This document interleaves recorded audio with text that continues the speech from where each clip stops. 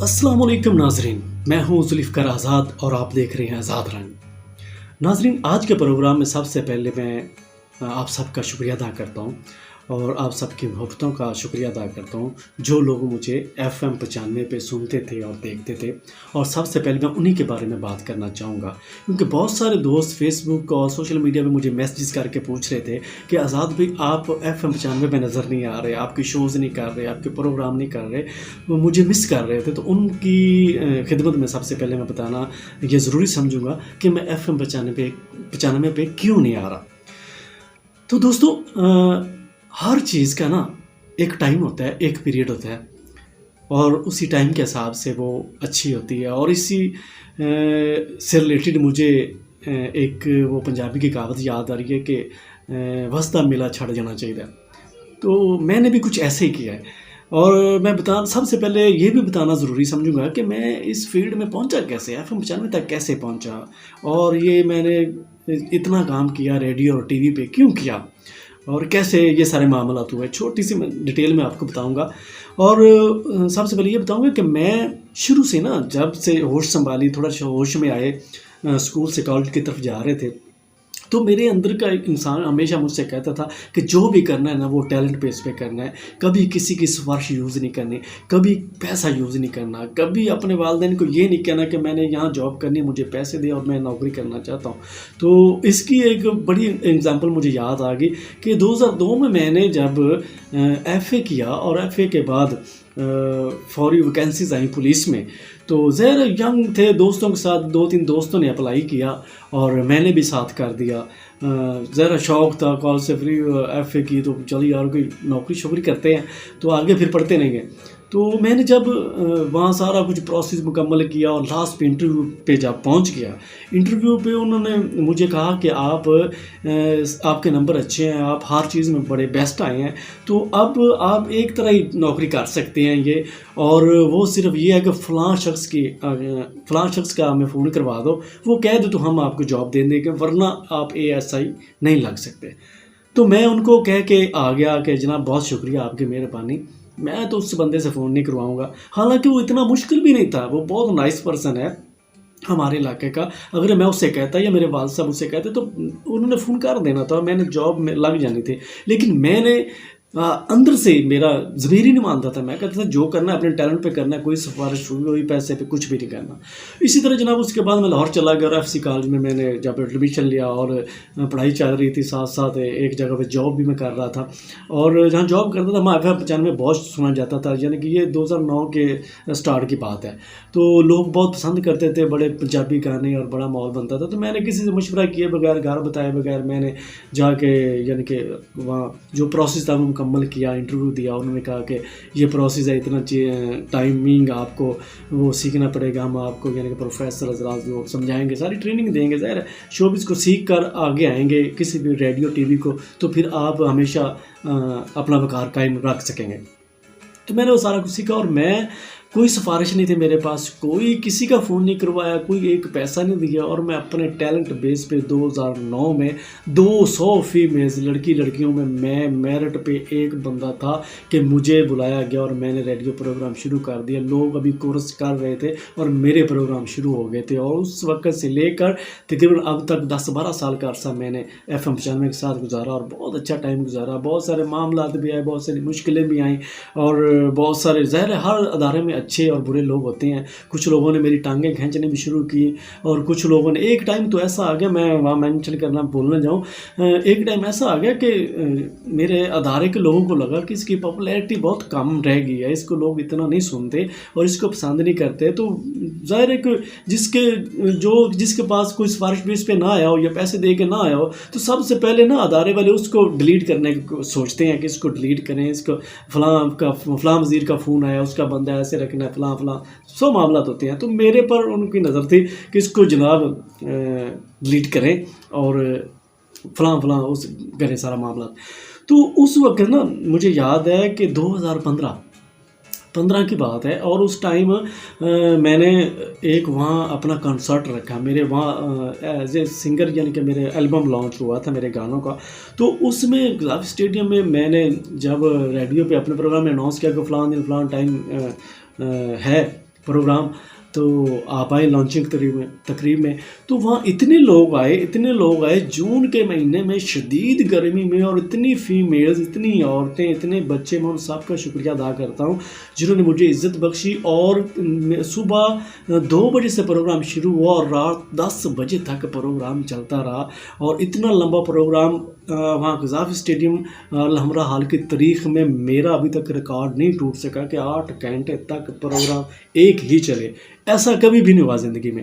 اور اس میں ایک اور مینشن کرتا ہے، اس پروگرام میں بہت سارے ہمارے پاکستان کے فیمس سنگرز بھی موجود تھے.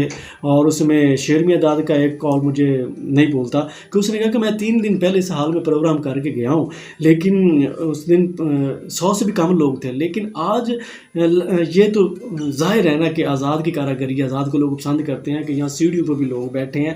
اور میں خواتین آج بھی مجھے نہیں وہ بھولتی، لاہور کی خواتین جنہوں نے اپنی جیب سے پیسے خرچ کر کے پانی کی ٹھنڈی بوتلیں لوگوں میں تقسیم کی تاکہ آزاد کا شو کامیاب ہو، فلاپ نہ ہو جائے. تو اس میری ریٹنگ کو دیکھ کے پھر ادارہ اور سارے معاملات لوگ چپ ہو گئے کہ نہیں یار اس کو نکالا نا تو پھر معاملات اور ہو جائیں گے. اور کرتے کرتے یہ اتنا ٹائم گزر گیا. لیکن اب مجھے ایسا لگا کہ اب پابندیاں لگنی شروع ہو گئیں، بہت ساری پابندیاں، ایسے نہیں بولنا، ایسے بولنا، یہ نہیں کرنا، یہ کرنا ہے، ایسی باڈی لینگویج نہیں کرنی، فلاں کے خلاف بات نہیں کرنی، فلاں. تو یہ باتیں مجھ سے نہیں ہو سکتی. میں ہوں آزاد بندہ اور آزاد مائنڈ سے میں کام کرنا چاہتا تھا، اس لیے میری مجبوری تھی. اور لوگ چاہتے تھے کہ میں کھل کے بولوں، اور کھل کے بولتا تھا تو لوگوں کو پسند آتا تھا. لیکن مجھ پہ پابندیاں زیادہ لگ رہی تھی، تو اس لیے میں نے اوائڈ کیا. میں نے کہا بجائے اس کے کہ تعلقات خراب کیے جائیں، بہتر یہی ہے کہ کنارہ کیا جائے. تو میں نے کنارہ کیا. اس کے متبادل تھوڑا سا میں نے بریک لیا اور سوچا میں نے کہ کیا کرنا چاہیے. پھر میرے مائنڈ میں یہ آئیڈیا آیا کہ میں اپنا چینل کیوں نہ سٹارٹ کروں. تو میں نے آزاد رنگ کی کوششیں شروع کی. اور جب یہ رجیم چینج ہوا، پاکستان میں حکومت چینج ہوئی، اس کے بعد پیمرا نے کافی سارے ایشوز ہیں، یعنی کہ لائسنس بننا بھی اب بہت زیادہ مشکل ہے. تو اس لیے میں نے ریڈیو اگر ختم کیا، اگر اب شوز نہیں کرنے اب میں نے FM 95 پہ، تو اس کے متبادل میں نے آپ کو آزاد رنگ دے دیا اپنے چاہنے والوں کو. اور آزاد رنگ پہ آپ مجھ کو پولیٹکس کے شو میں بھی دیکھیں گے، سیاستدانوں سے کڑک اور رخت سوال کرتے بھی دیکھیں گے، اور اس کے علاوہ انٹرٹینمنٹ بھی دیکھیں گے. میں انٹرٹینمنٹ چھوڑوں گا نہیں، کیونکہ میں جب بھی اس فیلڈ میں آنا چاہتا تھا 2-3 سال پہلے بھی، تو میرے دوست مجھے روکتے تھے کہ نہیں یار انٹرٹینمنٹ میں بہت کم لوگ ہیں اور نیوز میں تو بہت زیادہ ہیں، آپ نیوز میں چلے جاؤ گے تو ایسا ہوگا ویسا ہوگا. مطلب کہ میں پھر تھوڑا سا سلو ہو جاتا تھا. لیکن اب میں نے یہ تیار کر لیا، مائنڈ بنا لیا کہ میں نے نیوز پہ بھی کام کرتے رہنا ہے، اور اس کے علاوہ انٹرٹینمنٹ پہ بھی کام کروں گا. یہ تو ہوگی میری تفصیل. اور کیونکہ میں FM 95 پہ نہیں جا رہا، لوگ مجھ سے پوچھ رہے تھے، تو اب میرا خیال ہے آپ کو جواب مل گیا ہوگا کہ میں اب آزاد رنگ پہ آپ کو ملا کروں گا. اور اس پہ ریڈیو سٹائل میں بھی شو کریں گے ہم، اور ریڈیو سٹائل میں وہ مکسر اور میوزک، وہ ہلا گلا، وہ سارا کچھ کریں گے. لیکن کیونکہ آپ کو پتہ ہے کہ ٹی وی کی تھوڑی سی کیٹیگری اور ہوتی ہے اور ریڈیو کی کیٹیگری تھوڑی سی اور ہوتی ہے، تو یہ ہمیں ملحوظ خاطر رکھنا پڑتا ہے. تو جو پروگرام اسپیشلی ہوں گے FM سٹائل میں، اس میں آپ میرا وہی انداز، وہ سارے معاملات دیکھیں گے جو آپ کو پسند ہیں.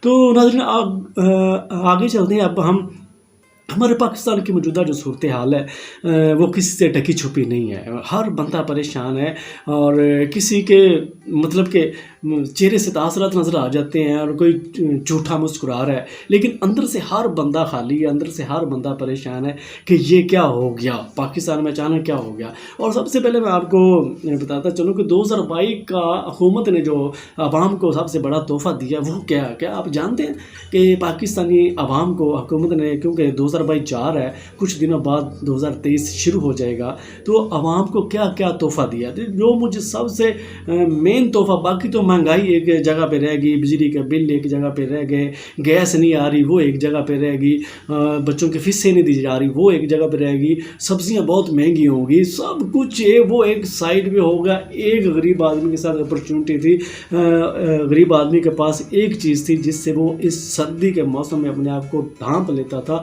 میں نے جب وہ نیوز سنی اور جب مجھ تک میرے سورسز نے مجھے بتایا کہ جناب لنڈے کی جو یہ جرسیاں اور سویٹر اور یہ رومال غریب آدمی خرید کے اپنے اوپر لیتا ہے سردی سے بچنے کے لیے، اس پہ بھی ٹیکس کسٹم ٹیکس بڑھا دیا اس حکومت نے، اور بہت زیادہ دباؤ ڈال رہے ہیں، اور 300 کنٹینر تقریباً وہیں رکے ہوئے ہیں ڈالر کو مصنوعی طریقے سے کنٹرول کرنے کے لیے کہ جناب کنٹینر آئیں گے تو ڈالر دینے پڑیں گے، اور یہ معاملہ تو وہیں پڑے ہیں، وہ میرے خیال سردیاں ختم ہو جائیں گی اور لنڈے کا مال یہاں نہیں آئے گا، وہ سمندر کنارے وہیں پھینک دیں گے، اور غریب آدمی کے پاس ایک لنڈے کی جرسی پہننے کی بھی طاقت نہیں رہی، وہ بھی ان لوگوں نے چھین لی ہے۔ اللہ ہی حافظ ہے ان لوگوں کا، اور میرا خیال ہے کہ اس سے بڑا تحفہ کوئی اور ہو نہیں سکتا کہ جناب لنڈے کی جو بندہ کوشش کرتا تھا جرسی لے لے، اپنے بچے کو سویٹر لے دے، کوئی کیپ لے دے، اب وہ بھی نہیں لے سکتا، کیونکہ انہوں نے کسٹم ڈیوٹی اتنی بڑھا دی ہے کہ غریب آدمی چیخ چیخ کے مر رہا ہے، کیونکہ جتنا بھی کر رہے ہیں، میرا خیال ہے کہ یہ جو کہتے ہیں نا کہ یہ فلاں سیاستدان اچھا ہے، فلاں سیاستدان اچھا ہے، وہ ایسا ہے، وہ ویسا ہے، میرا خیال ہے کہ جناب جتنا بھی کوئی سیاستدان اچھا ہو، جتنا بھی کوئی آپ کے دل کے قریب ہونا، وہ اس کو جتنی اپنی چیئر پہ آ رہی ہے، اپنی کرسی پہ آ رہی ہے، اپنی آسائشیں پہ آ رہی ہیں، اپنی سرکاری پروٹوکول پہ آ رہا ہے نا، آپ کے غریب بچے کی بھوک اسے پیاری نہیں ہے، آپ کے پاس کچھ کھانے کو ہے، ان کو وہی غرض نہیں ہے، اب کیا لڑائی ہو رہی ہے، اب کس چیز کی فائٹ ہو رہی ہے؟ کوئی کہہ رہا ہے جناب اس کو لاؤ، کبھی وزیر اعلیٰ نون لیگ کا آ جاتا ہے، کبھی پی ٹی آئی کا آ جاتا ہے، کبھی جناب کاف لیگ کا آ جاتا ہے، کیا معاملات ہیں؟ غریب آدمی کو کون سوچ رہا ہے؟ کون سوچے گا؟ میں آپ کو ایک بات بتاؤں کہ کوئی کسی کا نہیں سوچتا، سب کچھ چینج تب ہوتا ہے، حالات تب چینج ہوتے ہیں جب بندہ خود اپنے لیے سوچتا ہے، اور اب آپ کو اپنے بارے میں سوچنا پڑے گا کہ کیا کرنا چاہیے، کیوں ہم پس رہے ہیں، کیوں یہ عوام ہمارے مر رہی ہے، اور یہ سیاستدان موجیں کر رہے ہیں، عیش کر رہے ہیں، یہ کیوں، کب تک ایسے چلے گا؟ میں بتاؤں آپ کو کب تک کیسے چلے گا؟ تب تک کیسے چلے گا جب تک آپ خاموش رہیں گے، جب تک آپ کہیں گے نا کہ فلاں جگیردار ہے، میرا باپ اس کے ساتھ دوستی کرتا تھا، میرا باپ اس کے ڈیرے میں بیٹھتا تھا، میں تو ووٹ اس کو ہی دوں گا، تب تک یہی حال ہوتا رہے گا۔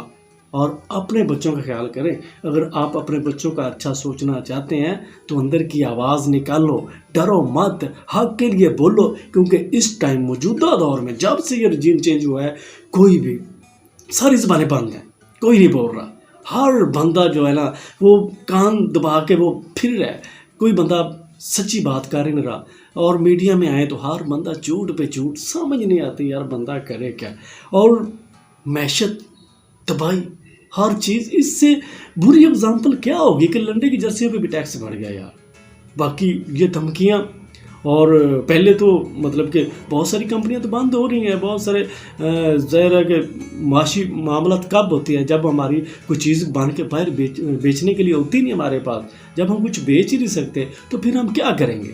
یہ سارے معاملات جو ہیں نا، یہ اپنی کرسیاں بچانے کے لیے، اپنی انا کے لیے اور اپنے آسائشوں کے لیے سارے معاملات کر رہے ہیں، غریب کے لیے کوئی نہیں سوچ رہا، اور غریب پسا جا رہا ہے، مرا جا رہا ہے، اور پہلے جیسے بہت ساری کمپنیاں بند ہو رہی ہیں، وہاں پہ میں دیکھ رہا تھا کہ ٹیکسٹائل انڈسٹری نے دھمکی دے دی ہے، انہوں نے کہا کہ ہم ٹیکسٹائل انڈسٹری کو بند کر دیں گے، کیونکہ ہمارے پاس وہ مٹیریل ہی نہیں ہے جو باہر سے آتا ہے اور ہمارے معاملہ چلتے ہیں۔ اگر وہ ٹیکسٹائل انڈسٹری بند کرتے ہیں تو جناب 50 لاکھ لوگ جو ہیں بے روزگار ہو جائیں گے، اور اس کے بعد پاک سزوکی نے بھی کہہ دیا، پاک سزوکی کمپنی نے بھی کہہ دیا کہ ہم بھی بند کر رہے ہیں، تو کیا ہوگا پاکستان میں، کیا ہوگا؟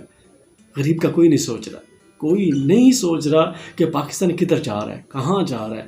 میرا خیال ہے، میرا ذاتی خیال یہ ہے کہ جس طرح 47 میں